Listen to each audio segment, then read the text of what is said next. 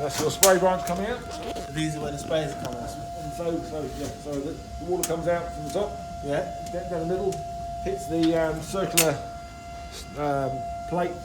Because the plate, because the hole in the plate is slightly narrower than the hole in the pipe. The pipe's about an inch. That's an 3/4. So common water there strikes it, but some water makes it through the hole and hits the bottom sprayer, the bottom plate. But because you've got crap in the air, that gets caught. Yeah. And that's actually fibrous. So is that coming from the tablets? No, that's more than likely coming from the air. That's been drawn in. A fibre has been drawn in from the outside. Yeah. So that could be. It could be from the attenuation, because the attenuation will contain typically rock wool, but that certainly looks like hair, or like fibres. But obviously during the clean, they're meant to remove all this shit. Yeah. So the clean will take away all the scale around hair and stuff like that, and then we'll take the scale off of these bars as well. Well, the thing about it is that as soon as the water runs, this stuff will disappear. This is just build up, like. Yeah, it's why is it like a chalky type of white? Because calcium, calcium carbonate is chalk. Okay. It's the same sort of material as the teachers used to throw at us at school. Oh, on a chalkboard, yeah. Calcium scale. Oh, calcium carbonate is scale.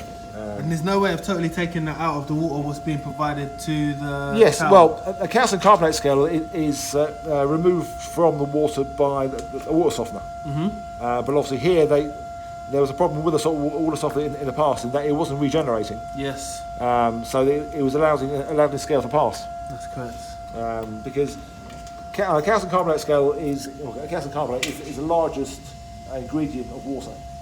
Raw water, purely because the water comes typically from the chalk beds, the chalk aquifers. So London water is very hard because it comes from chalk beds. Water in the Midlands, because it comes in either from peat or from groundwater sources. Soft. It's soft. Right. Hence why we have softeners in the south and no softeners in the north. That's why we're hard down there. Yes. Guys are soft up there. Yeah, besides that's it. Yeah. You tell them that. Up north joke, yeah? Yeah. Love that. Yeah. Do you enjoy walking? Yeah, I do actually, yeah. With both legs? Oh, it's optional. Who knew? Without this, you'd have a very, very large fountain. Okay. So this stops the water from leaving. Okay. So if you imagine that the water that we cool comes up, goes through the spray branches, through the spray heads, down across the coil. The coil's not lovely and warm. The colder water picks up the heat. The air comes up, evaporates off the heat, because the heat has high potential. It's all excited, it wants to go. The air's cold and drives away the heat. So the cool water goes down and the heat goes up through atmosphere, by atmosphere. But the heat that's leaving is saturated with water. These coils up here, right up here, you've got a copper coil, because copper's a very, very good conductor of heat. To increase the surface area, you would use copper, but copper's really expensive. So they use aluminium.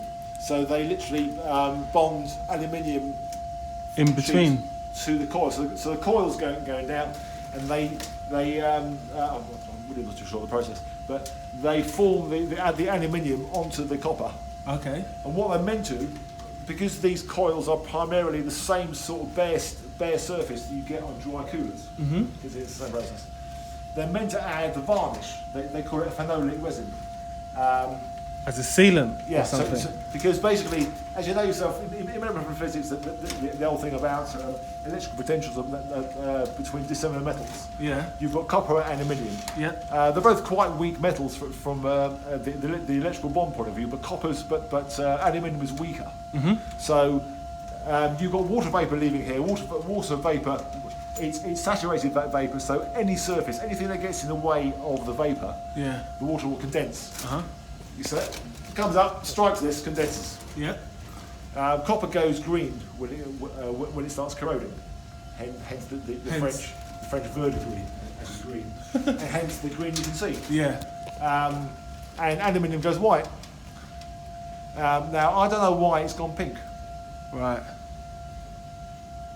Do you reckon it could go pink through the chemicals which are coming in the water. Well, theoretically, Because the only thing to turn it pink here is the bromine, right? well, no, bromine's white. Oh. But the bromine, when I've mixed the bromine outside and got it onto my trainers, and tried to wipe it off, so my trainers are like pink colour. Yeah, look, I'll show you. It's the trainers I've got on my feet now. Look, one's more pinker than the other, isn't it? Actually, no, you mentioned that the study is a pink discoloration. Yeah, on this one. And all I've been doing is bromine. Because bromine is an oxidizer. It's like girls use hydrogen peroxide, which is an oxidizer on their hair to bleach it. Oh yeah.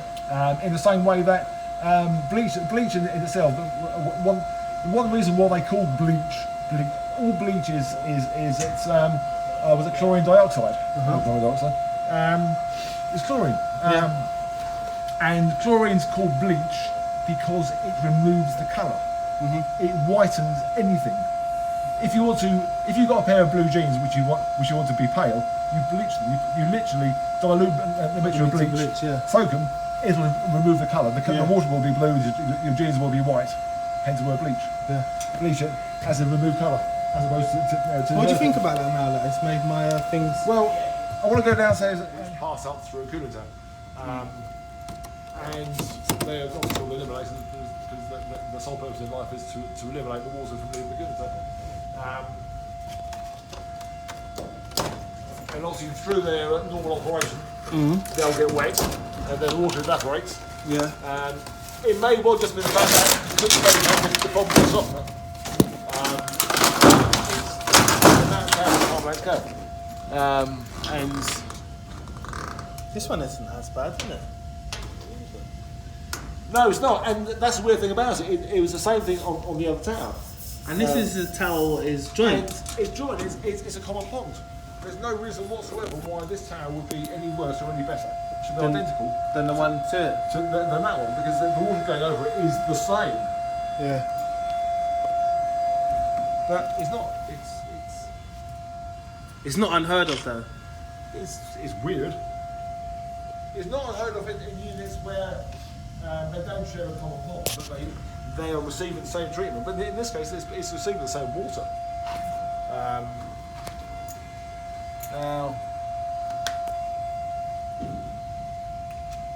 if you look on you can just see printed on the eliminator the word. Well, you can't see it because you can't just turn it off. But there you've got arrows pointing upwards and BAC. Yeah. So the arrows pointing upwards indicate the orientation which the tower, the eliminator should be positioned. Yeah. And the BAC is other than a manufacturer's identification mark. It's also the fact that if you can read BAC like that, it's up the right way. Yeah. I don't know if you've ever seen on Land Rovers, if they go green laning, basically driving in the roughy, toughy countryside.